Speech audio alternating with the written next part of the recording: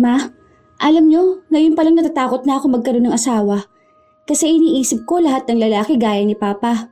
Paano kung biglang isang araw, yung lalaki na nakilala ko magbago ng ugali, di ba? Bugbugin niya rin ako o kami ng mga magiging anak namin.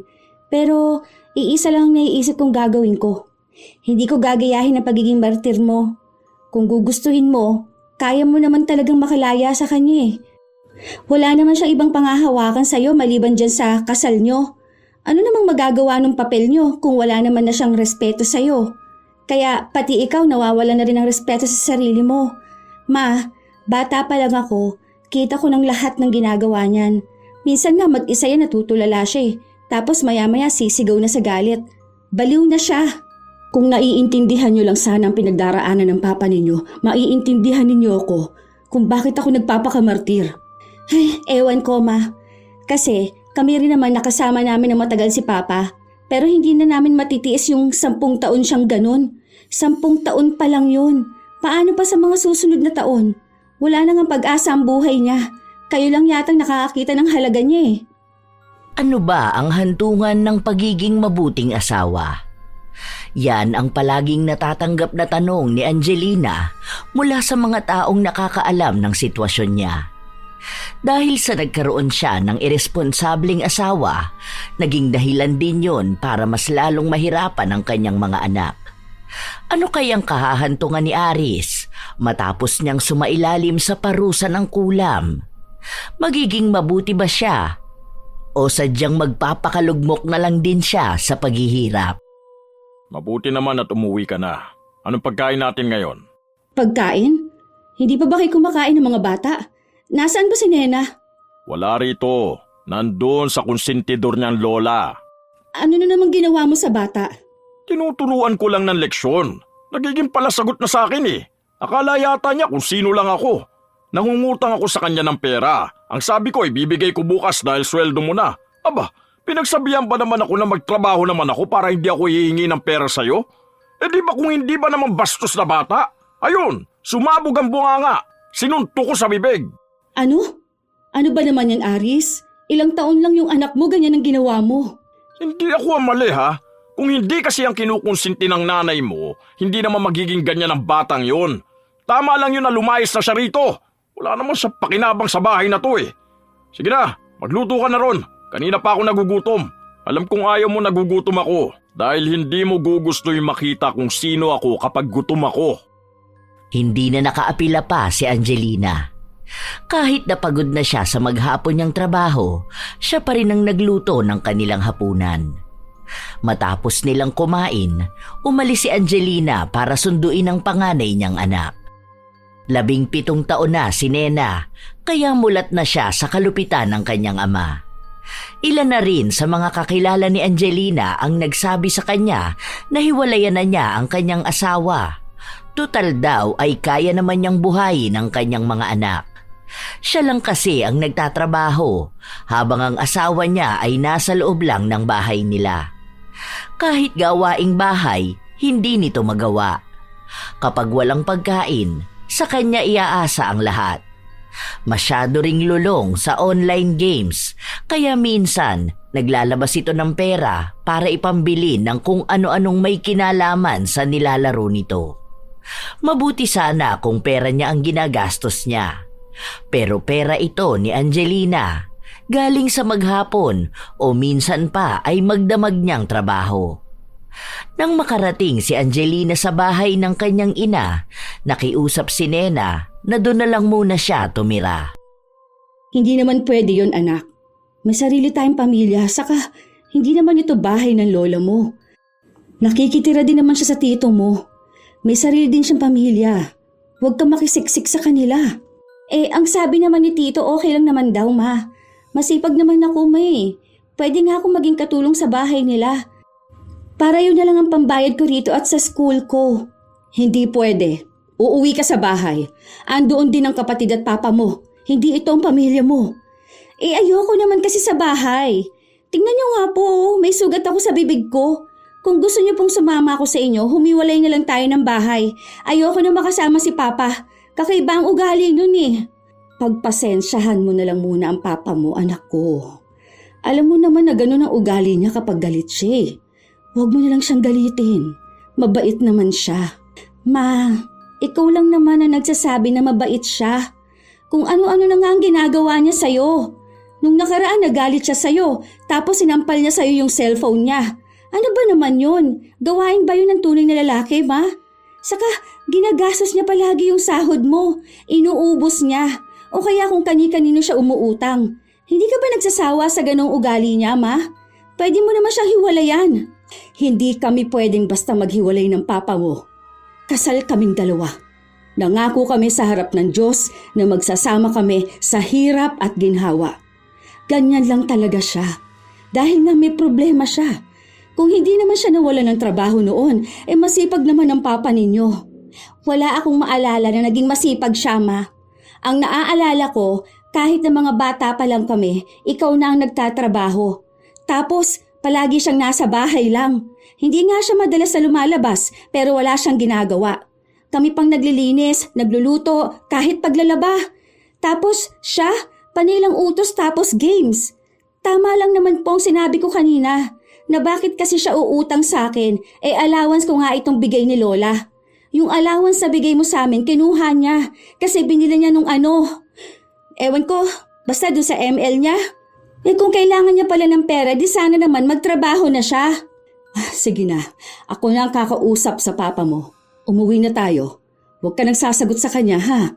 Kapag mga ganyan sa akin mo sabihin. Napilit niya ang kanyang anak na sumama sa kanya.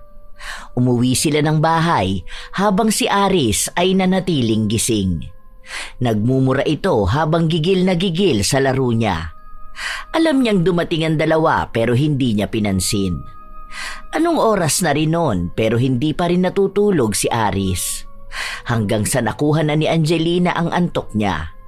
Pagod na rin siya dahil bukas ay gigising siya ng maaga para maghanda ng kakainin ng mga anak niya at babaunin niya sa trabaho. Hanggang sa bigla na lang siyang nagising. Tangina, walang flicker yan! Woo! Napabalikwas pa ng tayo si Angelina kaya mas lalo niyang naramdaman ang sakit ng kanyang ulo. Tuloy-tuloy lang si Aris sa pagsigaw at pagmumura sa nilalaro niya. Hindi na sana papansinin pa ni Angelina dahil alam niyang mauuwi na naman sa pagtatalo. Pero sadyang malakas ang sigaw ni Aris. Nakakaistorbo ito na para bang siya lang mag-isa ang nakatira sa bahay. Naabutan ni Angelina ang asawa na nasa sala at gigil na gigil sa kanyang cellphone. Tangina, huwag na pumalag! Aris, pwede bang hinaan mo naman ang boses mo? Anong oras na oh? Alam mo namang natutulog na kami. Yung mga bata dun, malamang nagising na rin sila. Kahit na hinaan mo lang sana ang boses mo o kaya doon ka na lang sa kusina maglaro para kahit papaano malayo sa kwarto. Hindi mo ba nakikita na masaya ako naglalaro? Iniistorbo ko ba kayo, ha? Kapag ako natalo rito dahil sa malas ka, malalagot ka talaga sa akin. Anong oras na hindi ka pa dyan matulog? Pupunta mo pa ako rito para lang pagbawalan akong maging masaya? Natutulog na nga ako, nagising lang ako nang bigla na lang akong nagulat sa'yo. Hindi ba pwedeng kahit paano hinaan mo na lang ang boses mo? Hindi naman kita pinipigilan na magsaya. Tulog yung mga bata. Maaga pa silang papasok bukas. Ako pa ngayon na may kasalanan, ha? Bad trip ka rin no? Aray, tama na! Nasasaktan ako! Ngayon iiyak-iyak ka? Pagkatapos mo akong bad tripin? O saya-saya ko kanina tapos patitigili mo ko? Animal kang babae ka! Ewan ko ba kung bakit ayaw mo akong maging masaya? Kahit na anong pagmamakaawa ni Angelina sa kanyang asawa, hindi ito tumitigil sa pambubugbog sa kanya. Ilang sampal at sipa ang inabot niya. Tumigil lang si Aris matapos na tumunog ang kanyang cellphone, isang indikasyon na magsisimula na muli ang kanilang laro. Bumalik ito sa kanyang kinauupuan at si Angelina naman ay tumayo para bumalik sa kwarto. Masakit ang kanyang katawan hanggang sa kinabukasan. Pero gumising pa rin siya ng maaga para maghanda ng makakain nila. Habang sila ay gising na, si Aris naman ay tulog sa sofa. Hawak niya ang kanyang cellphone at kahit na mukhang mahuhulog na ito, wala sa kanila ang may balak na kumuha at magtabi. Dahil alam nila na kapag nagising si Aris, sasaktan lang sila nito. Matapos nilang kumain, naghugas na ng pinggan si Nena, habang ang bunso niyang kapatid ay naliligo. Bago yung mga pasamo, ma. Mukhang nakatikim ka na naman sa walang hiya na yan. Pumapayag ka rin naman kasi. Ikaw rin kasi may problema, ma. Kung sana binabanatan mo na rin siya para magtanda yan. May pagtatalo lang kami kagabi. Wala naman ito. Pagtatalo? O baka naiinis na naman siya dahil dyan sa laro niya. Kaya ayaw ko na rito sa bahay. Bukod dyan sa walang kwenta kong tatay, may nanay akong tinotolerate siya. Kung iwan natin yan, ewan ko kung ano mangyayari sa kanya. Sa sobrang tamad niyan, baka mamatay na yan sa gutom. Para sana malaman niya kung paano magtrabaho. Salo kasi kayo ng salo sa kanya. Hindi naman po porket asawa niyo siya, kailangan kayo lang ang magsasakripisyo. Kung 18 na sana ako, aalis ako sa bahay na to, tapos maghahanap ako ng trabaho. Kapag lumaki ka pa anak, mas maiintindihan mo kung ano ang ginagawa ko. Gusto ko lang naman na magkaroon kayo ng buong pamilya. Hindi yung wala kayong ama. Tsaka makikita rin ng papa ninyo ang mali niya. Magbigay lang tayo ng panahon para sa kanya. Ma, kasama lang natin yan sa bahay. Pero hindi naman namin ramdam na may papa kami. Baka nga mas maging masaya pa kami kapag wala yan sa buhay natin. Mas gusto ko pa yung ganun talaga. Saka sa panahon ngayon, hindi naman issue kapag wala kang tatay. Ang dami kong ang kilala na wala namang tatay pero masaya sila. Kami pa itong may tatay pero para namang nasa impyerno araw-araw. Anak, huwag kang magsasalita ng ganyan sa papa mo. Hindi yan magandang pakinggan. Paano naman pong hindi magsasalita ng ganito? Binubugbog ka na nga hinahayaan niyo pa. Kahit nga si Bunso gusto na rin umalis dito sa bahay. Sana lang mag-18 na agad ako para makapagtrabaho na ako. Kung gusto niyong sumama, dyan sa walang kwentang lalaki na yan, sige lang po. Basta kapag ako nakaalis na, kukunin ko rin si Bunso. Ang hirap naman pala magkaroon ng asawa kung magiging martir lang palagi. Hindi na uso yung ganyan. Pwede niyo nga yung kasuhan Pinipigilan niyo lang kasi ako kahit matagal ko nang gustong ipadampot sana yan sa mga pulis. Sa mga salita pa lang ni Nena, halata na ang galit niya sa kanyang ama. Sa paglipas ng mga araw, mas lalong lumalayo ang loob nila kay Aris. Tanging pinipilit lang ni Angelina ang mga anak niya na magkaroon ng respeto sa kanilang ama. Isang araw, pumasok sa trabaho si Angelina na may pasa sa kanyang pisngi. Hindi lang ito masyadong halata dahil natatabunan ng kanyang make-up. Gaano katagal sa'yo ang make-up? Feeling ko ang bilis mo yang nauubos, no? Grabe ka kasi magtapal dyan sa mga pasa mo. Alam mo, hindi lahat ng bagay madadaan lang sa makeup, ha? Halata ba, te? Kahit natakpan mo yan ng sandamukal na foundation, halata yan. Kung ako sa'yo, iwanan mo na yung asawa mo. Naku, mas matanda ako sa'yo pero parang ikaw pa itong nagpapakamartir. Baka sa susunod niyan, last makeup mo na sa burol mo. Inaalala ko lang kasi ang mga anak ko. Saka natatakot ako na baka kapag iniwan ko si Aris, lalong masira ang buhay niya. Buhay niya yun. Hindi mo nahawak ang desisyon niya. Hindi ibig sabihin na mag-asawa kayo, ikaw na lang din ang bahala sa buhay niya. Siya ang lalaki. Dapat nga siya pa ang mas nagpapakita sa inyo na karapat dapat siyang magstay sa pamilya niyo. Ang daming lalaki, Angelina. Kung hindi ka na rin mag-aasawa, di ang gawin mo na lang, focus ka sa sarili mo o sa mga anak mo. Gusto ko kasing ibalik yung dating Aris. Hindi naman kasi siya ganyan noon. Mabait talaga siya. Tapos hindi siya nananakit. Masipag din at mahal ang pamilya namin. Nagkaroon lang talaga ng problema noon dati sa pinapasukan niya at tinanggal siya. Tapos simula nun, parang pakiramdam niya na hindi na siya magaling o hindi siya mahalaga. Kaya nga pinararamdam ko sa kanya na mahal ko siya at ng pamilya namin. Baka sakaling maisipan niyang hindi lang sa dati niyang trabaho natatapos ang buhay niya, na may iba pang mas maganda at mas mahalaga. Hindi man lang niya naisip yun sa halos 10 taon niyang tambay. 10 taon yun, Angelina. Hindi yun 10 buwan lang. Isipin mo, kung ang isang tao tambay ng 2 dekada, paano siya mabubuhay? Paano siya kakain? Tapos may mga anak pa siya. 10 taon ka na kamong tanga sa kanya eh. Ni hindi nga siya nagbibigay ng pera sa'yo, sinasaktan ka pa. Alam mo, tama talaga ang anak mo eh. Kahit naman ako ang nasa kalagayan ng bata, aalis talaga ako. Iiwan din kita. Ikaw ang tanga. Kung magbabago ang asawa mo, magbabago siya.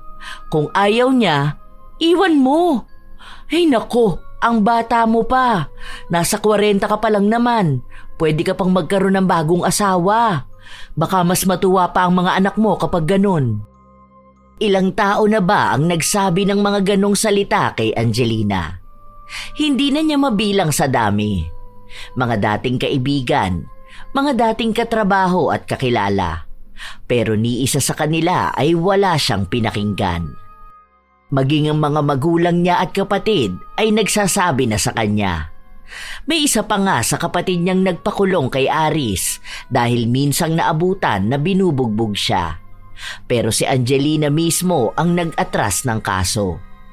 Ayaw niya ng kahihiyan o anong usapin na maaapektuhan ang pamilya nila at mga anak niya. Kaya sumuko na rin ng iba na kausapin siya. Hinahayaan na lang siyang magpakatanga sa asawa niya hanggang sa siya na mismo ang magsawa. Ilang linggo pa ang nakalipas, halata kay Nena na wala siyang gana kapag nasa loob siya ng bahay. Wala silang pasok sa trabaho, ganun din si Angelina. At sa halip na magpahinga, naglaba pa siya. Ako na dyan, ma. Tapos na ako maglinis sa loob. Medyo basa pa yung sahig sa kusina. Magpahinga ka na lang po muna. Alam ko namang pagod ka na. Wala naman kaming pasok bukas kaya bukas na lang po ako magpapahinga. Ikaw ang dapat magpahinga kasi yung kamay nyo ginagamit nyo na sa work mo. Tapos hanggang dito sa bahay, kaya siguradong pagod na yan.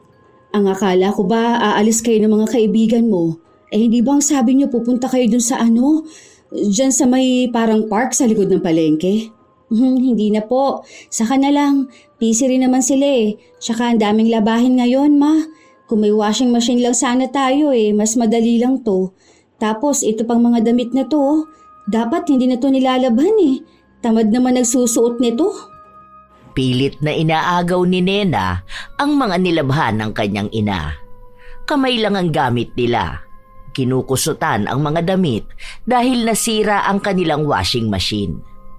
Balak pa nga sana nilang ipaayos yun, pero ibinenta lang ni Aris ng mura sa magbobote.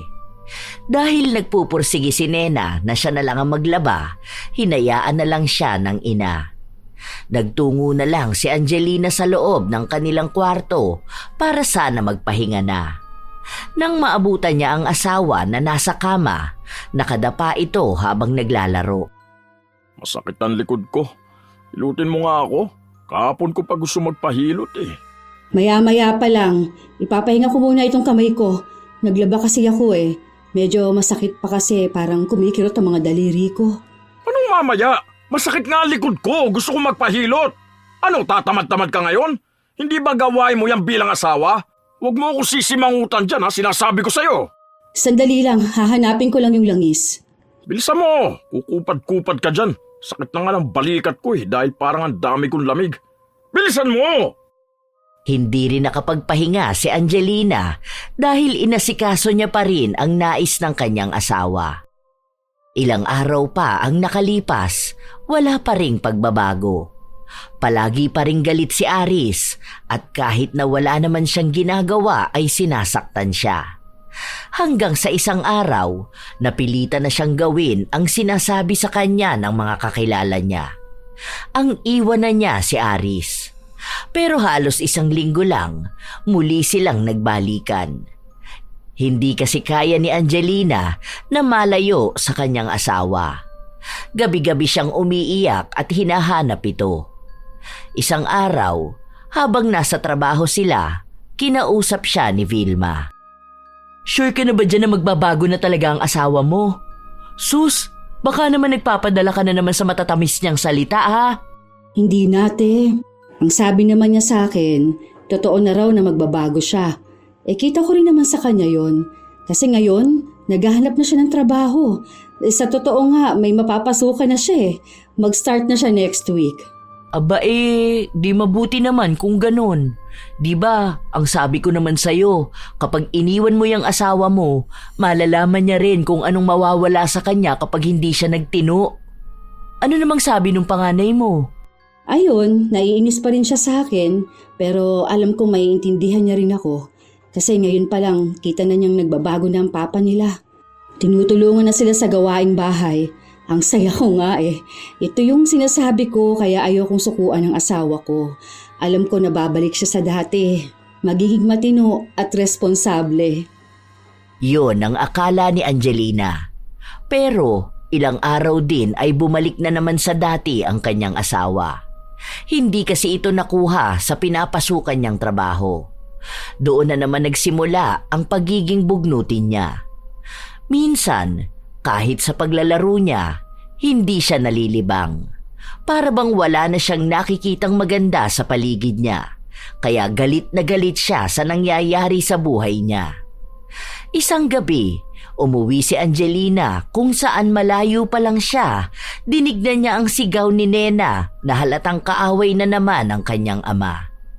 Napatakbo si Angelina papasok sa loob ng bahay nila. Totoo naman na wala kang kwentang lalaki ah. Kasi kung may kwenta ka, hindi mo hahayaan na si mama lang ang magtrabaho para sa atin. Kung matino kang lalaki, mahihiya ka na pinapalamon ka ng asawa mong babae.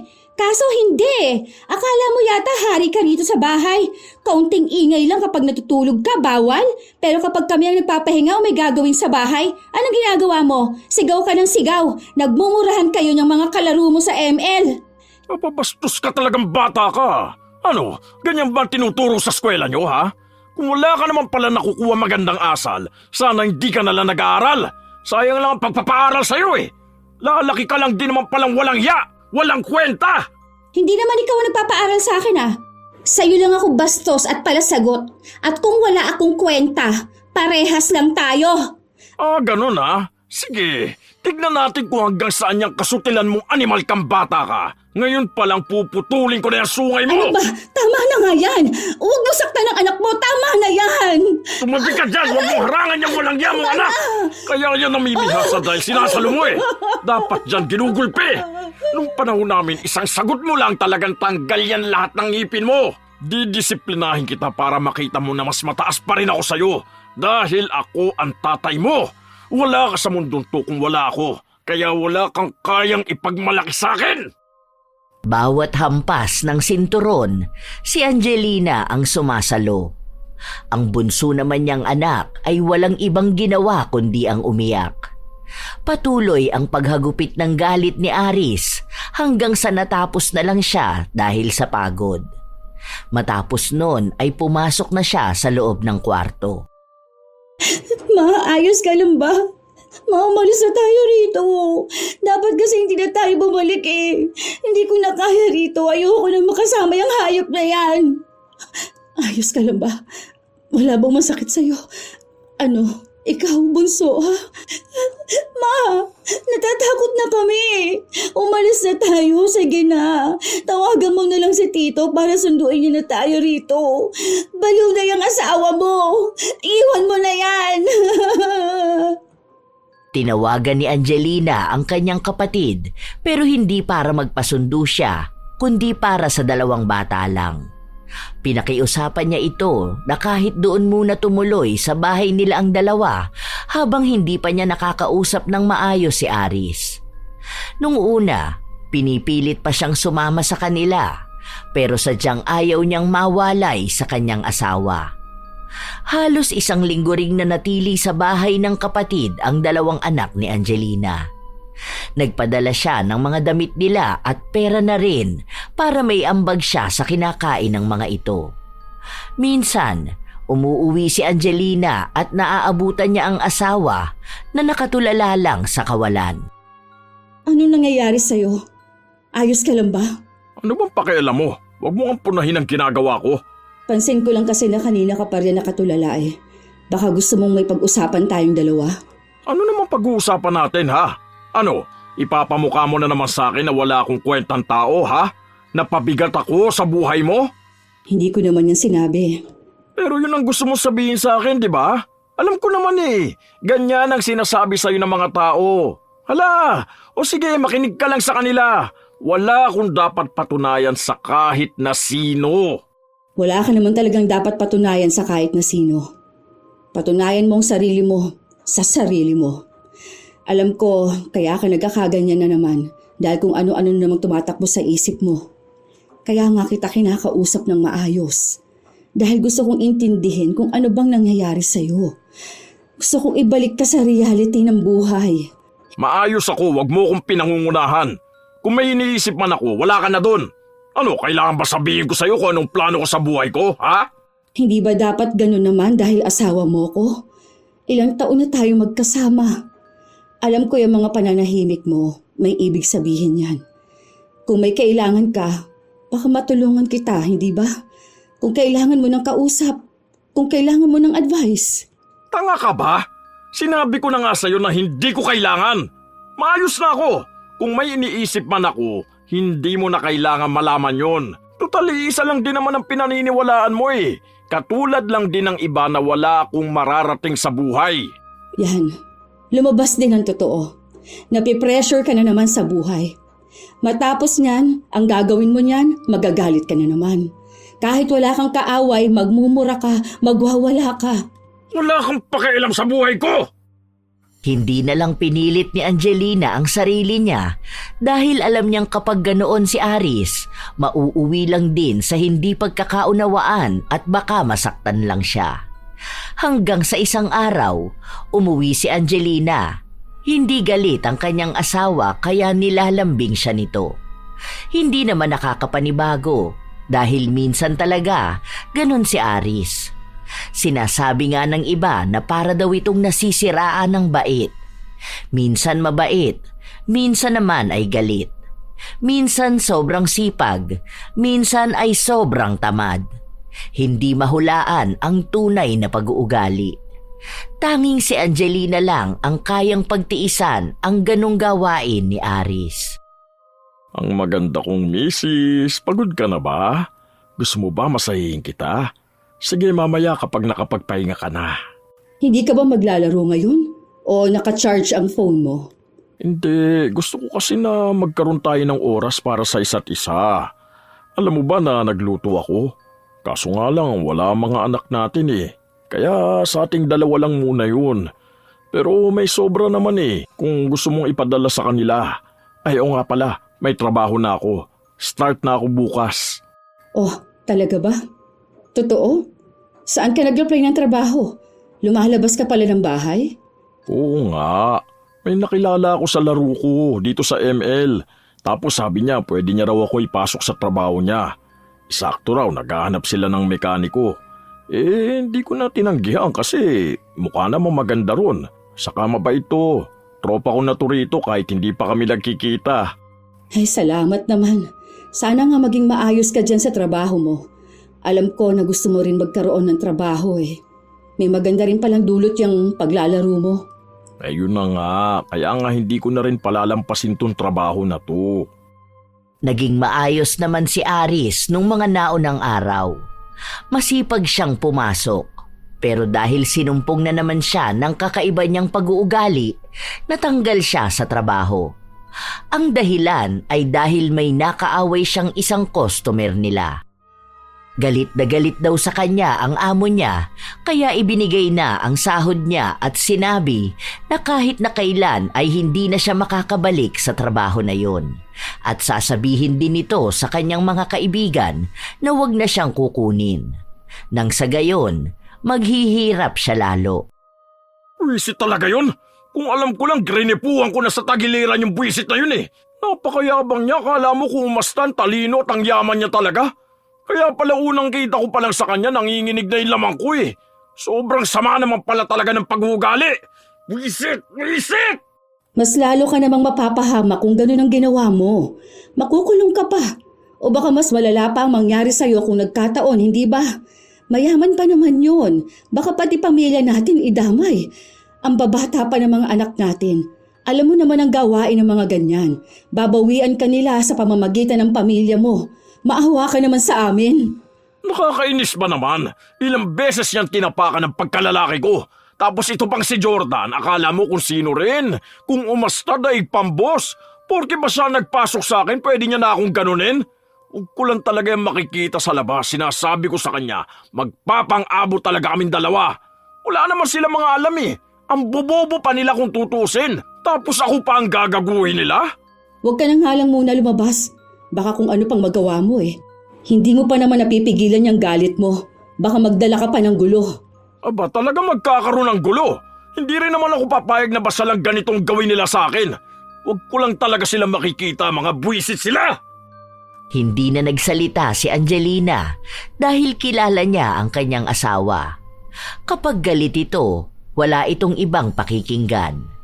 Hindi nito kailangan ng kahit na anong payo. Sa mga araw na lumipas, bumalik na naman si Aris sa ginagawa niya. Walang tulog, walang ginagawa sa bahay. Minsan, bigla siyang magiging mabait. Minsan naman, mainitin ang ulo. Ang nagbago lang sa kanya, hindi na siya masyadong nananakit ng kanyang asawa. Pero madalas naman siyang sumigaw at magsira ng mga gamit. Isang araw, abala ang lahat sa trabaho, kaya maging si Angelina ay hindi na magawang makakain. Kumain ka na, ako na dyan. Bilisan mo na lang. Hindi na. Kaya ko na to. Mamaya na lang. Malapit naman na ang uwian eh. OT tayong lahat. Huwag kang magpakamatay sa trabaho mo. Diyan sa ginagawa mo, mauubos talaga ang lakas mo. Sige na, kumain ka na. Kahit bilisan mo na lang basta malamanan yan tiyan mo. Huwag ka na magpunta ng pantry, okay na dyan sa upuan mo. Doon lang naramdaman ni Angelina ang gutom niya. Kanina, masakit ang ulo niya dahil sa trabaho. Ang dahilan pala nito ay hindi pa siya kumakain. Mabilis niya lang din namang naubos ang pagkain niya, kaya nakuha na ulit niyang magtrabaho. Sa susunod, huwag mong hahayaan na magugutuman ka. Mahirap na, hindi lang sakit ang makukuha mo. Baka mamaya maubos talaga lahat ng lakas mo. Ma-burnout ka pa. Mamaya mawalan ka na rin ng gana sa lahat. Hindi ko naramdam. 10 years na ako rito. Isa pa, bawal ako makaramdam ng ganyan. Dahil kapag ako tinamad, walang kakainin ng pamilya ko.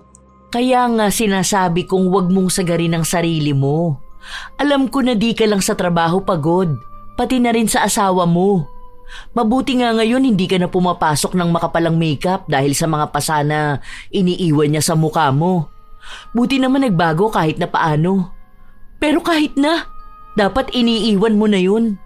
Nakikita ko namang sinusubukan niya ulit ang sarili niya na magbago na. May trabaho na nga siya nung nakaraan kaso hindi talaga nagtatagal. Yun na nga, sinusubukan niya pero ang bilis naman niyang sumuko dahil alam niya na kahit na wala siyang trabaho, may taong bubuhay sa kanya. Sana isang araw matauhan ka na, no? Kumbaga, umalis na talaga kayo ng mga anak mo tapos ipapulis mo kapag lumapit sa inyo. Ganun lang yung kadali. Ang daming batas ngayon na pwedeng proteksyon sa inyo laban sa asawa mo. Kaso, ano nga naman magagawa nitong payo ko sa mahal mo siya, di ba? Saka naniniwala ka sa kanya na magbabago pa siya at babalik siya dun sa Aris na nakilala at minahal mo. Hindi na kumibo pa si Angelina dahil alam niya sa sarili niyang wala namang patutunguhan ang magiging diskusyonan nilang dalawa.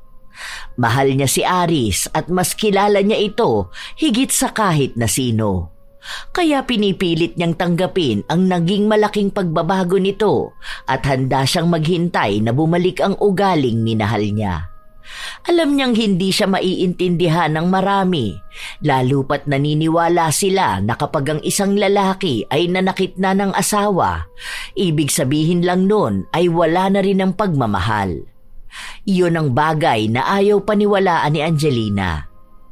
Isang araw, dahil walang pasok si Angelina, nakipagkita siya sa kanyang mga anak. Silang tatlo lang, dahil alam niyang hindi magpapakita si Nena kapag nalaman nito na kasama ang kanilang ama. Ma, sige na. Magsama-sama na lang kasi tayo. Ganito rin naman eh, oh. Para namang pinapakita mo sa amin na mas mahal mo si Papa kaysa sa amin eh. Mas pinipili mo siya kaysa sa mga anak mo. Ayaw naman naming magselos pero parang ganun ang nangyayari eh. Hindi totoo yan, anak. Mahal ko kayo. Katulad ng pagmamahal ko sa papa ninyo. Sadyang mas kailangan ako ng papa ninyo dahil sa problema niya. Hindi ka naman mahal ni Papa. Kasi kung mahal ka niya, hindi ka niya sasaktan. Saka bakit sa'yo lang siya magpapabuhat ng problema niya? Dapat nga siya gumagawa ng paraan para hindi siya maging ganyan eh. Hindi na ako sinasaktan ng papa ninyo. Nakikita ko rin namang nagbabago na siya. Kung makakasama niyo ulit siya, makikita niyo na maayos na ang papa ninyo. Hindi ka niya sinasaktan sa ngayon. Pero darating na naman ang araw niya na bubugbugin ka na naman niya dahil sa hindi mawaring dahilan. Naman, baliw na yun si Papa eh. Ni sarili nga niya hindi niya maintindihan. Hayaan mo na siya. Matanda na siya, ma. Anak, kilala ko ang Papa niyo. Oo, alam kong mali naman talaga ang ginagawa niyang pananakit sa akin noon. Pero alam ko, malapit na siya magbago. Nakikita ko naman. Anong klaseng pagbabago, ma? Tumatanda na lang kaming hindi namin nakikitang nagsusumikap si Papa. Kahit sana para na lang sa sarili niya, hindi ba? Kaso wala eh. Kung talagang naaawa siya sa'yo, sana hindi ka niya hinahayaang magkandakuba dyan sa trabaho mo. Kailan ka kaya aalis sa bahay? Kailan mo kaya iiwan yung lalaki na yun? Anak, huwag kang magsalita ng ganyan sa Papa mo. Papa mo pa rin yun kahit na anong mangyari. Huwag kang magtatanim ng sama ng loob sa kanya, ha? Ayokong pagdating ng araw, mawalan kayo ng pagmamahal at galang sa kanya. Ma, alam niyo ngayon palang natatakot na ako na magkaroon ng asawa. Kasi iniisip ko lahat ng lalaki gaya ni Papa. Paano kung biglang isang araw, yung lalaking nakilala ko magbago ng ugali niya? Bugbugin niya rin ako o kami ng mga magiging anak namin. Pero iisa lang ang naiisip kong gagawin ko. Hindi ko gagayahin ang pagiging martir mo. Kung gugustuhin mo, kaya mo naman talagang makalaya sa kanya. Wala naman siyang ibang pangahawakan sa iyo maliban dyan sa kasal na kayo eh. Ano naman magagawa ng papel niyo kung wala naman na siyang respeto sa iyo? Kaya pati ikaw mawawala na rin ng respeto sa sarili mo. Ma, bata pa lang ako, kita ko ng lahat ng ginagawa niya. Minsan nga mag-isa yan tulala siya eh. Tapos maya-maya sisigaw na sa galit. Baliw na siya. Kung naiintindihan niyo lang sana ang pinagdaraanan ng papa niyo, maiintindihan niyo ako kung bakit ako nagpapakamartir. Ay, ewan ko, ma. Kasi kami rin naman nakasama namin ang matagal si Papa. Pero hindi naman namin matiis yung 10 taon siyang ganon. 10 taon pa lang yun. Paano pa sa mga susunod na taon? Wala nang pag-asa ang buhay niya.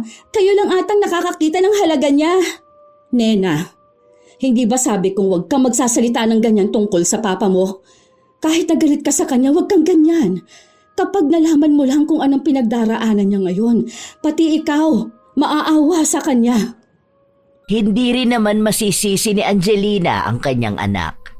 Dahil bilang isang kabataan at sa ganong edad, inilalabas talaga nila ang kanilang galit o mga hinaing. Hindi na rin nila pinagtitiisan ang isang sitwasyon na hindi nagiging maganda sa kanila. Pero hindi pa rin susuko si Angelina na darating ang araw na tatanggapin ulit ng kanyang mga anak ang kanilang ama. Sa ngayon, sadyang nakahiwalay pa rin ang 2 bata sa kanila. Ilang araw pa ang nakalipas, may bago na namang trabaho si Aris. Pero hindi pa nila sigurado kung hanggang kailan siya tatagal doon. Sinusuportahan na lang siya ni Angelina dahil pansin niyang nagiging masaya ang kanyang asawa. Ayaw niya rin kontrahin ito dahil baka mawala na naman ng pag-asa sa buhay si Aris. Asawa ko, papasok na ako sa trabaho ko, ha? Sige, mag-iingat ka. Dala mo naman ang susi ng bahay, hindi ba? Baka kasi OT na naman kami eh. Ang daming pinagagawa ngayon. May baon ka na pala dyan. May prutas na rin. Huwag ka magpapalipas ng gutom mo, ha? Kapag napagod, magpahinga. Inom palagi ng tubig. Ang sweet naman talaga ng asawa ko. Pakis nga muna, pampaswerte ngayong araw. Kaya mahal na mahal kita eh. Ang alaga mo sa akin. Naging maayos naman si Aris noong una, pero katulad din ng inaasahan, bumalik ang pagiging walang gana ni Aris. Ilang araw na siyang hindi pumapasok sa trabaho kahit na sinabi naman niyang maayos doon. Wala siyang naging kaaway, hindi rin naman naging masama sa kanya ang kanyang amo. Sadyang wala lang siyang makitang dahilan para pumasok sa trabaho. Hindi ka ulit papasok ngayon? Pakiusapan mo kaya ang boss mo. Gusto mo kuha tayo ng med-cert? Para kunwari nagkasakit ka kaya hindi ka nakapasok? Sayang naman yung trabaho mo. Ang ganda pa naman dun ka mo, di ba? Ayoko na nga, di ba? Tinatamad na akong pumasok. Hindi na ako masaya doon. Dito na lang muna ako sa bahay. Wala akong gana sa lahat. Bakit? May nakaaway ka na naman ba? May nakasagutan ka ba? May rules ba sila na hindi mo gusto? Ano ba? Baka naman pwede pa naman na maayos yun. Mabait naman ka mo ang amo mo eh. Kaya wala naman akong nakikitang dahilan para ayawan mo doon. Sayang ang trabaho, Aris. Ayoko na nga. Hindi mo ba naiintindihan yon, ha? Hindi nga ako masaya doon sa trabaho ko na yon. Pinipilit mo ako eh. Sayo ko nga. Alam ko sa sarili ko kapag ayoko na sa trabaho ko. Kaya kapag ganun ang nararamdaman ko, hindi ko na pinipilit ang sarili ko. Huwag kang sumigaw, hindi naman tayo nagtatalo. Kaya nga ako nagtatanong para maintindihan kita. Tingin mo ba kakausapin kita ng malumanay kung gusto ko ng away? Inaano ko lang dahil sayang nga din yung araw kong umaandar tapos wala kang ibang ginawa kundi ang humilata tapos tumulala. Baka naman pwede mo pang subukan. Ayoko nga. Kapag sinabi kong ayoko na doon, ayoko na. Ang dami namang ibang trabaho dyan eh. Tingin mo ba mauubusan ako ng pwede kong pasukan, ha? Kapag gusto kong magtrabaho, magtatrabaho ko. Huwag mo akong pakialaman. Buhay ko to! Ang dami nga pero halos lahat namang napasukan mo na. Kilala ka na ata nila na hindi tumatagal sa trabaho. Ano ba talaga ang problema? Sila ba? O ikaw na talaga? Gusto kitang maintindihan. Kasi kahit ako nakakaramdam na rin ng pagod. Ibig sabihin ngayon naniniwala ka na rin sa kanila na ako ang problema. Mali! Mukha namang yun ang tingin mo sa akin noon pa, di ba? Ano? Bakit hindi mo kaya ipamukha sa akin na talunan ako? Sige, sabihin mo nang wala akong kwentang tao. Di ba yun naman ang sinasabi nila tungkol sa akin? Bakit ayaw mo pang sabihin? Ikaw lang naman ang nag-iisip niyan sa sarili mo. Wala akong sinabi. Hindi lang ako. Lahat sila. Lahat kayo. Kung wala naman pala akong kwenta, sige na, iwan mo na lang ako. Sa ganitong buhay ko, di ba? May magagawa ba ako? Okay lang kahit na mag-isa ako. Sa tanga ako kasi. Biruin mo yun, 10 taon na akong walang trabaho, di ba? Walang gana sa lahat. Hindi ko nga alam minsan kung totoo pa ito nangyayari sa akin o nananaginip ako. Hindi mo ako maiintindihan. Minsan okay ako. Minsan naman bigla na lang ako mawawala ng gana sa lahat. Minsan ang dami kong pangarap tapos maya-maya bigla na namang aatake itong kung ano sa utak ko. Tapos bigla na lang ako magagalit. Hindi ko rin alam kung bakit eh. Mukhang mahirap intindihin, di ba? Hindi ko na rin naman ipapaintindi sa'yo. Kaya nga isipin mo na lang kung anong sinasabi nila tungkol sa akin. Iwan mo na lang ako! Iniintindi naman kita eh. Gusto ko rin intindihin mo ang sarili mo. Mahal na mahal kita kung alam mo lang. Kahit nung binubugbog mo ako, hindi naman ako umalis sa tabi mo. Paano mo nga ako maiintindihan kung hindi ko maiintindihan ang sarili ko? Hindi na nakapagsalita pa si Angelina dahil kusang umalis ang kanyang asawa at naiwan siya sa loob ng kanilang bahay. Halos ilang araw din silang hindi nagkikibuan. Kahit nakausapin ni Angelina ang asawa, hindi nagsasalita si Aris. Hindi na rin sila nagtatabi sa pagtulog. Dahil doon, mas lalong nangangamba si Angelina. Ang dami na ring pumapasok sa utak niya. Hanggang sa isang gabi, bigla na lang niyang narinig na namimilipit sa sakit si Aris. Naabutan niya ito sa kabilang kwarto na nakaluhod sa sahig habang hawak niya ang kanyang tagiliran. Anong nangyayari sa'yo? Halika, dadaling kita sa ospital. Ay naku, ay dahan-dahan lang. Sige, subukan mong umakbay sa akin. Hindi nga ako makagalaw. Tuwing gagalaw ako, sumasakit ang tagiliran ko. Sakit! Aray ko! Sobrang sakit talaga! Dahil hindi masyadong makagalaw si Aris, pinilit na lang niyang humiga sa kama. Kapag nakahiga lang siya, wala siyang ibang nararamdaman. Pero kapag tatagilid siya o pipilitin niyang tumayo, doon sumasakit ng sobra ang tagiliran niya. Paano naman kita dadalhin sa ospital niyan kung hindi ka makatayo? Saan ba bandang masakit ha? Baka naman tumama yan o ano ba? Huwag mo na akong dali sa ospital. Ano na namang sasabihin nila sa akin? Saan ba kasi ang masakit? Saan dyan banda? Dito, sa may baba ng ribs. Masakit ba kapag pinipiga? Baka naman appendix. Hindi na dapat babalik yun. Naoperahan na ako noon. Tinanggal na yun. Saka ibang sakit to eh. Hindi naman tulad noon. Parang may kakaiba. Tingnan natin hanggang bukas. Kapag hindi pa rin nawala, subukan mo na lang munang tumayo para makapunta tayo ng ospital. Sabihan mo lang ako kapag may nararamdaman ka o kung ano ang kailangan mo. Kaya nga ako tumayo dahil naiihi ako. Paano yan ngayon? Baka kaya yan sumakit dahil naiihi ka. Sandali lang. Kukuha na lang ako ng arenola.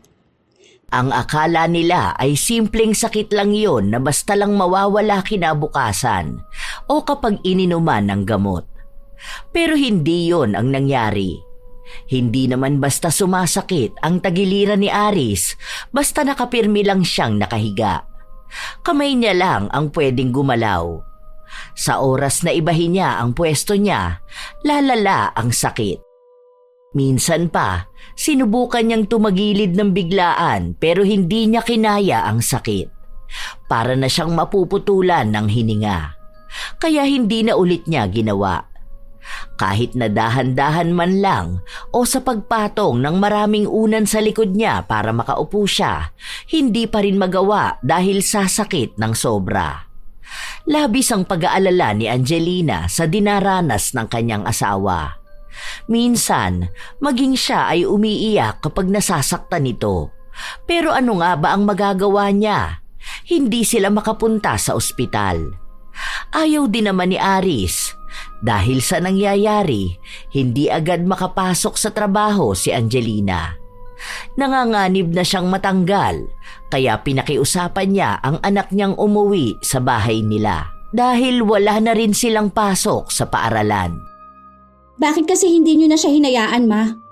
Dagdag na nga siya sa pasakit ninyong nakakakilos siya eh. Tapos ngayon, mas naging pasakit siya dahil hindi na siya makakilos ng para sa sarili niya. Dapat sa mga ganyan tao, iniiwan na. Ay, huwag kang nga maging masama sa papa mo, anak. Masama yan. Mas masama po yung ginagawa niya. Aalagaan nyo lang naman ang papa nyo kapag wala ako. Kapag nasa trabaho ako.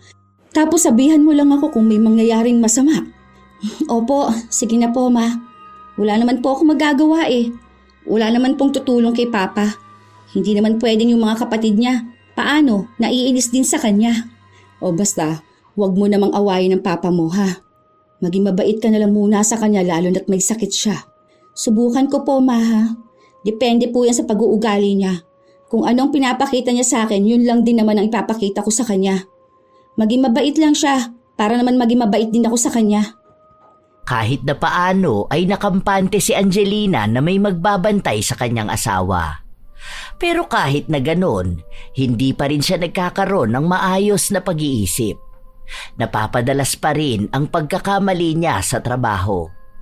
Ilang beses na rin siyang pinatawag at pinagalitan. Dahil doon, kinausap ulit siya ni Vilma. Gusto mo ba talagang mawalan ka ng trabaho? Hindi naman sa ganun, te.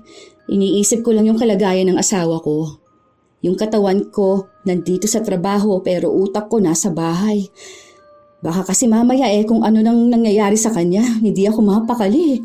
Iniisip mo nga siya. Hindi mo naman iniisip ang sarili mo. Konting awa naman sa sarili mo, Angelina. Kapag ba nawalan ka ng trabaho, may magagawa bang tulong ang asawa mo sa'yo? Wala naman, di ba? Pero kasi, te... Puro ka na lang pero. Ilang pagpapatawad na yung ginawa mo sa asawa mo. Huwag mong idahilan na kaya ka nagstay sa pagiging mag-asawa nyo dahil gusto mong ayusin ang buhay niya. Hindi mo maaayos ang buhay niya kung siya mismo ayaw niyang ayusin. Siguro sapat na yung 10 taon mong pagpipilit na ayusin siya. May sakit man siya o wala, baka siguro tama na. Tumatak kay Angelina ang mga salita na yon. Lalo pat napapansin niyang walang nagbabago sa kanyang asawa. Minsan pa, naaabutan niya sa pag-uwi na nagtatalo sina Nena at Aris. Pati siya ay pagod na. Umaabot sa punto na pati siya, pakiramdam niya ay sira na ang buhay niya. Isang araw, wala siyang pasok sa trabaho. Siya ang nag-aasikaso sa asawa niya habang ang 2 nilang anak ay nasa sala lang. Pwisit naman tong lintik na sakit na to. Ano ba, hindi ba ito mawawala? Hirap na ako.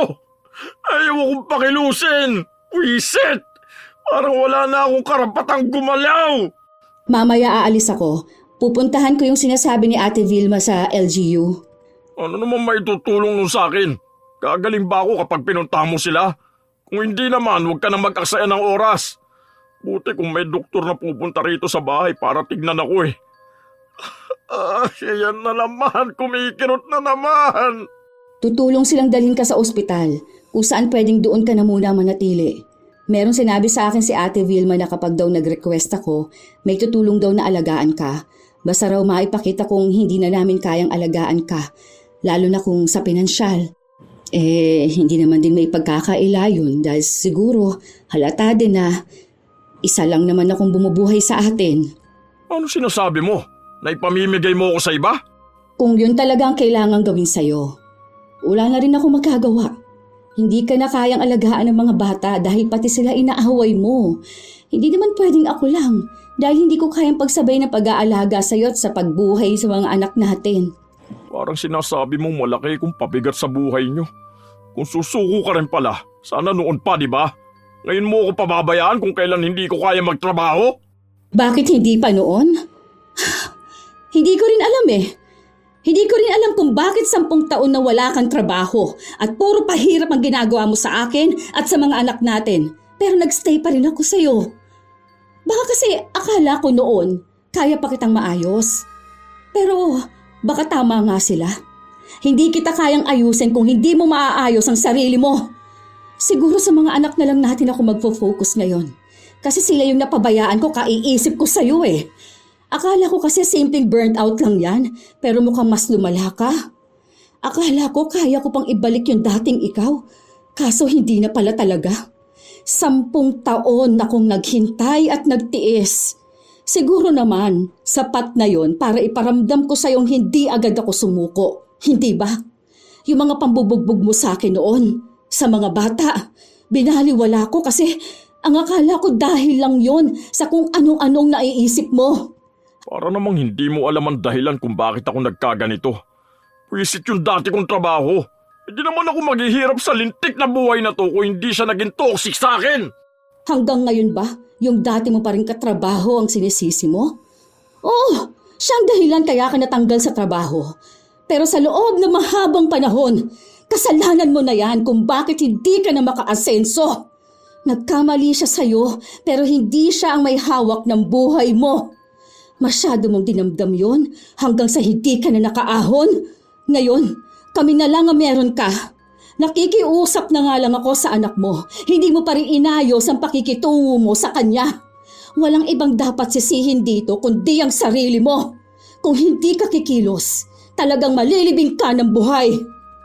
Hindi na kinakaya ni Angelina ang mga salitang binitawan niya. Maging siya ay nagulat kung paano niya yun nasabi. Marahil dahil sa pagod na siya sa lahat. Hindi lang sa trabaho, kundi pati na rin sa buhay niya.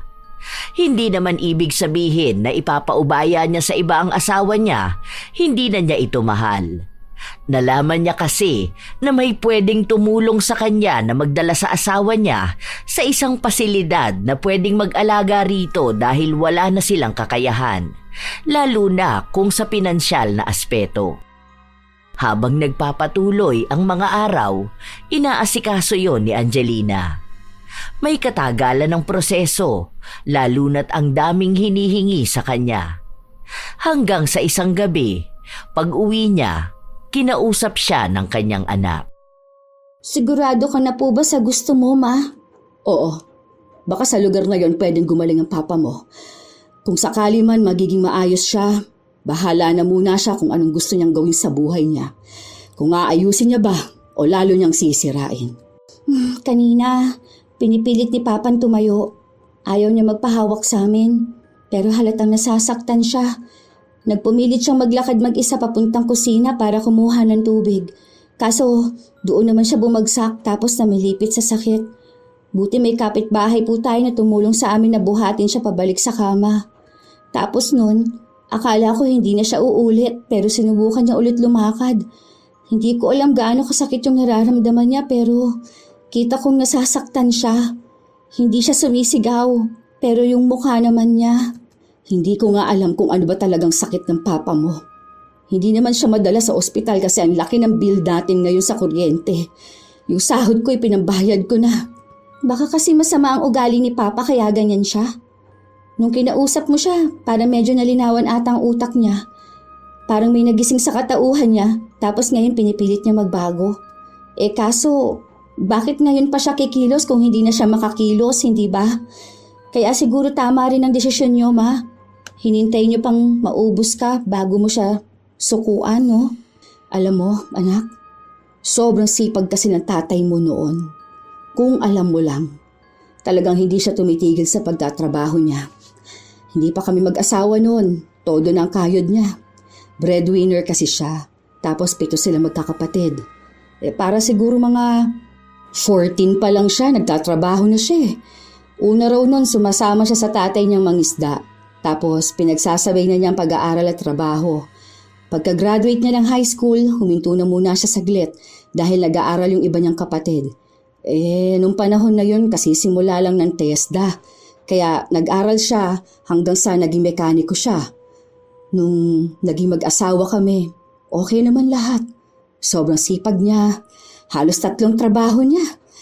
Lalo na nung nagkasakit ka. Tapos kailangan namin ng pera. Kapag labas siya sa trabaho, iidlip lang yan. May bago na naman siyang papasukan.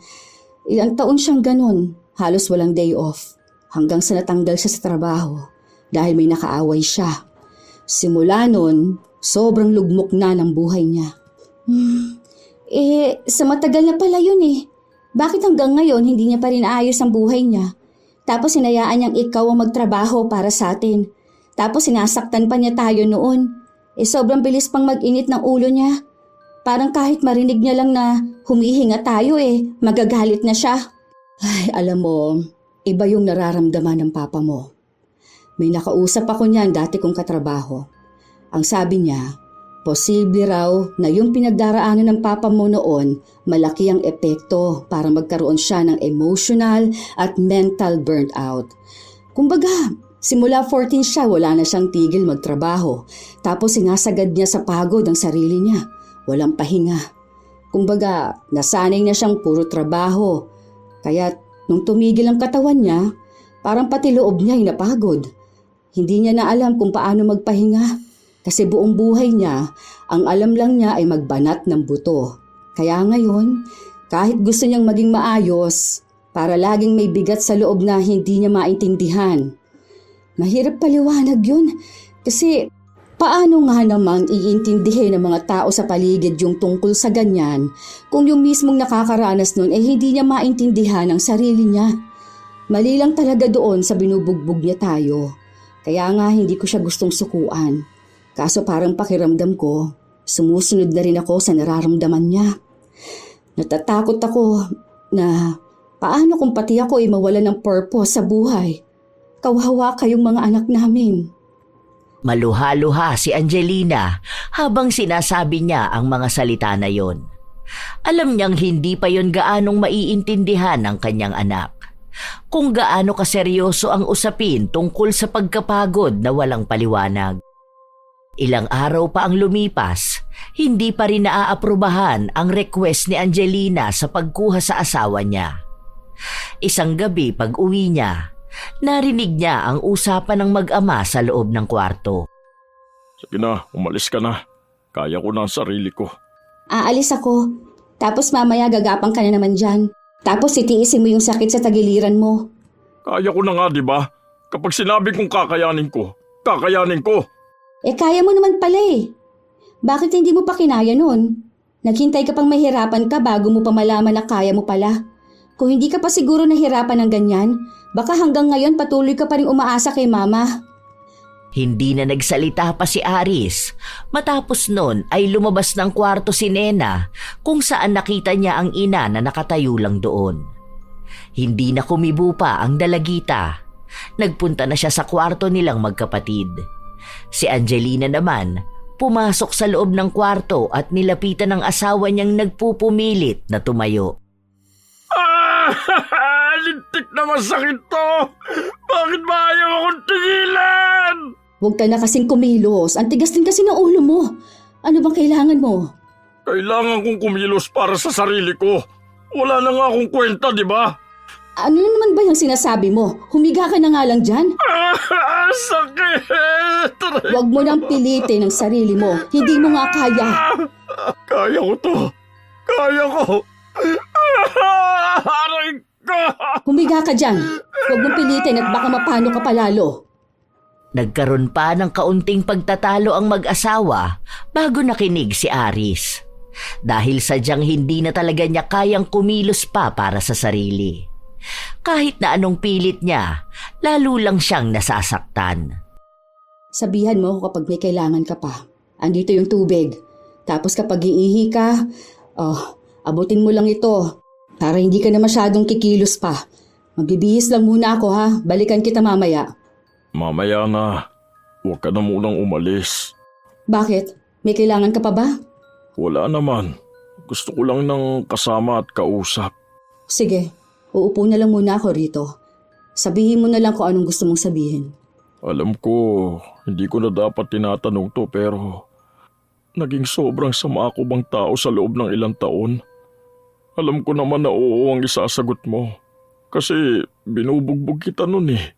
Kaya nga galit na galit sa akin ang pamilya mo, pati mga kakilala natin. Pero alam mo, hindi ko alam kung ano nangyari sa akin eh. Sa tagal ng panahon, pakiramdam ko wala ako sa lupa. Para ako nakalutang sa panaginip ko. Siguro yun din ang kinagagalit ko eh. Hindi ko alam kung saan ako napapagod, kung kanino ako dapat nagagalit. Kung may pag-asa pa ba ang buhay ko, sadyang ganito na lang ako. Hindi ko alam. Kaya ngayon hindi ko kayo masisisi kung tinatakwil niyo ako. Tingnan mo nga, kahit paggalaw lang di pa pwede. Pinipilit ko naman ngayon kaso hindi ko talaga kaya ang sakit. Naiintindihan kita. Kaya sorry kung napagod din ako sa mahabang panahon ng pagtitiis. Mahal pa rin kita dahil asawa pa rin kita. Pero sa ngayon, ako naman yung napapagod.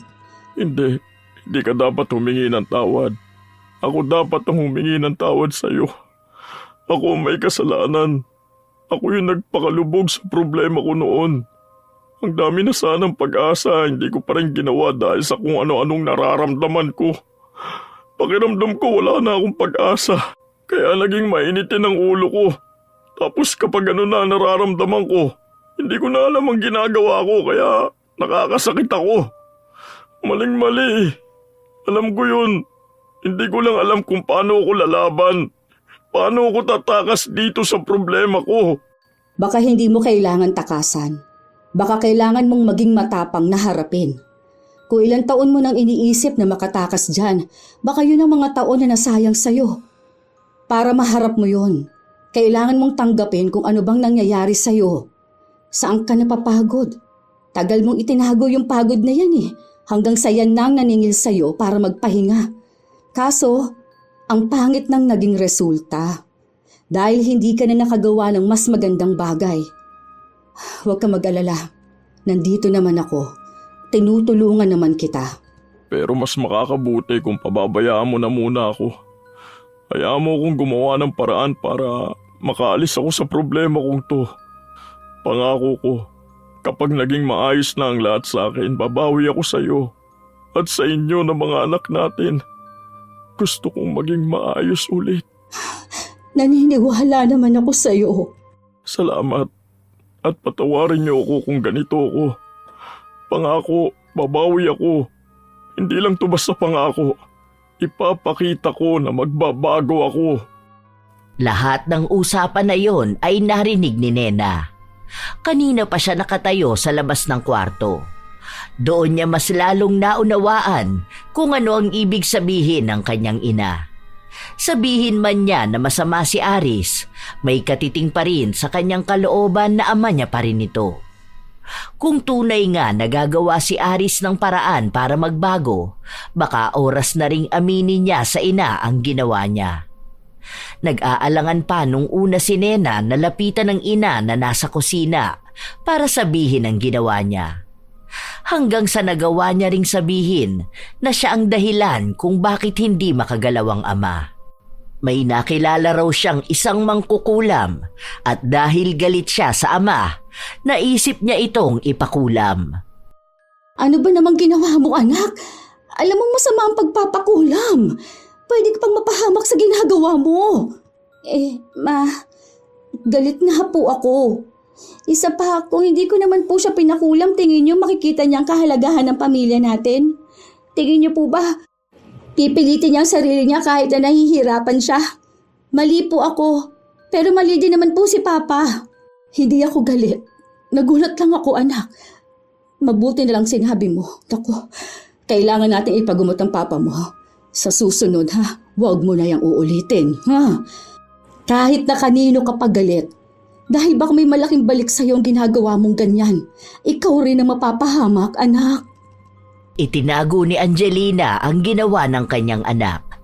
Kaya ang akala ni Aris ay may sakit talaga siya. Nakahanap naman sila ng albularyo na gagamot kay Aris na hindi rin makakaapekto kay Nena.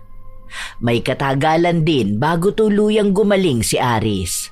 Halos 1 buwan siyang nakaratay at unti-unting gumagawa ng paraan para muling makakilos. Hanggang sa gumaling na siya ng tuluyan. Dahil doon, ipinakita niya sa kanyang pamilya na magiging maayos na siyang padre de pamilya.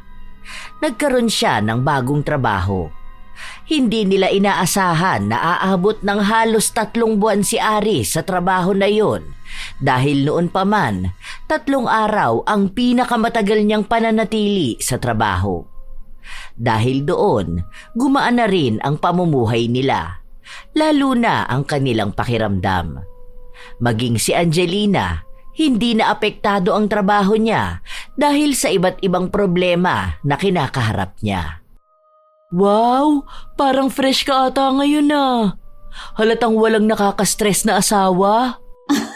Hindi naman, te. Congrats ah. Naging maayos na ulit ang asawa mo. Ano palang nangyari dun sa sakit niya? Mabuti na lang gumaling siya, no? Ano bang ginawa mo? Pinainom mo ba ng gamot o mga herbal? Okay na siya, te. Hindi na siya nagpa-doktor pero base naman sa medical niya, wala naman siyang sakit. Nakakatuwa nga ngayon kapag day off naming dalawa, lumalabas kami kasama ng mga bata. Sana nga wag nang bumalik yung sakit niya na yun. Ginawa ko lang yung sinabi ni Mama. Basta wag lang din siyang papagutom, tapos laging exercise. Talagang nagbago ang asawa mo, no? Salamat naman. Ang tagal din ng 10 taon mong pagtitiis sa kanya, ah. Pero sana nga tuloy-tuloy na yung ganyan. Mukha rin naman siyang seryoso. Buti na lang talaga hindi ka sumuko, ano? Yan nga ang pinagdarasal ko, te. Sana nga hindi na ulit siya bumalik sa dati niyang ginagawa. Ngayon kasi, mas malaki ang sahod niya sa akin. Tapos ang sabi niya, okay naman daw siya sa trabaho niya. Masaya si Angelina na ikwento ang naging malaking pagbabago ng kanyang asawa. Minsan pa nga, hindi naniniwala ang ibang tao kapag sinasabi niya yon, lalo na ang mga nakakakilala kay Aris. Sinasabi sa kanya na baka sa umpisa lang yon. Tapos sa susunod, babalik na naman sa pagiging tamad, mainitin ang ulo at mapanakit. Pero para kay Angelina, mas naniniwala siyang nagbabago na nga ang kanyang asawa. Hanggang sa ilang taon ang nakalipas, tuluyan nang naging responsable si Aris at dahil kaya na ulit niyang maging haligi ng pamilya, nagpasya na silang umalis na sa trabaho si Angelina para siya naman ang makapagpahinga. Alam ni Aris na ang dami na ring binitbit na pagod ng kanyang asawa. Gusto mo bang i-massage kita, asawa ko? Mamaya na lang bago matulog. Kailangan ko tapusin tong niluluto ko pauwi na ang mga bata. Oh, bakit ganyan ka tumingin sa akin? Wala lang. Sa tuwing nakikita kasi kita, naaalala ko kung gaano ako kaswerte sa'yo. Hindi ko akalain na napagtiisan mo ang ugali ko ng ganong katagal. Hindi pa sapat ang mga ginagawa ko para makabawi sa inyo ng mga anak natin. Gusto kong bigyan pa kayo ng mas magandang buhay. Sorry kung naging tamad ako, ha? Ano ka ba? Hindi ka tamad. Sadyang na burnout ka lang. Pero at least ngayon na kaya mo ng labanan yan, di ba? Nakakabawi ka na. At kita naman namin yon. Huwag mong sagarin ang sarili mo. Kapag napagod ka, magpahinga ka. Kasi baka sa iwas mo sa pagod, yung katawan mo nang manghihingi ng pahinga. Salamat pa rin dahil hindi mo ako sinukuan. Mahal na mahal kita. Sakto naman na sa pagyayakapan nila ay dumating ang dalawa nilang anak at nakisama na sa kanila. Maging sina Aris at Nena na nagkaroon ng hindi magandang samahan noon ay naging maayos na rin.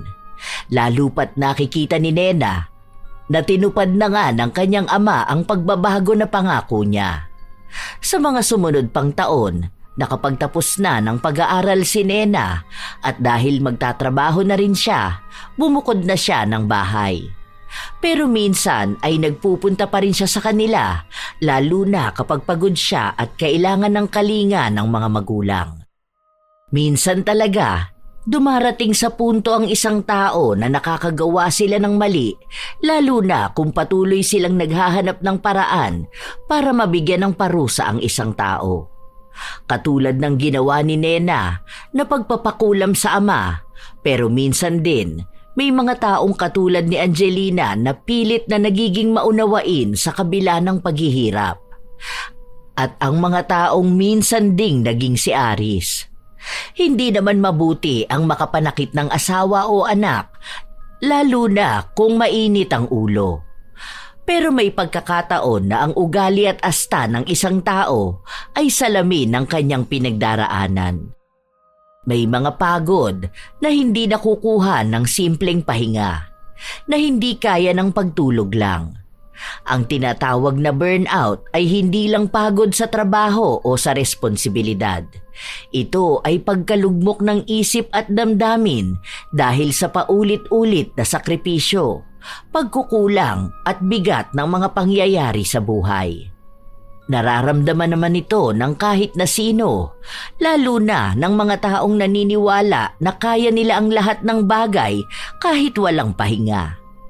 Sa pag-iwas nila sa ganito, doon nagkakaroon ng pagbabago sa ugali, nawawala ng kontrol katulad ng ginagawa ni Aris noon. Pero kahit ganon, hindi kailanman nagiging tama ang pananakit.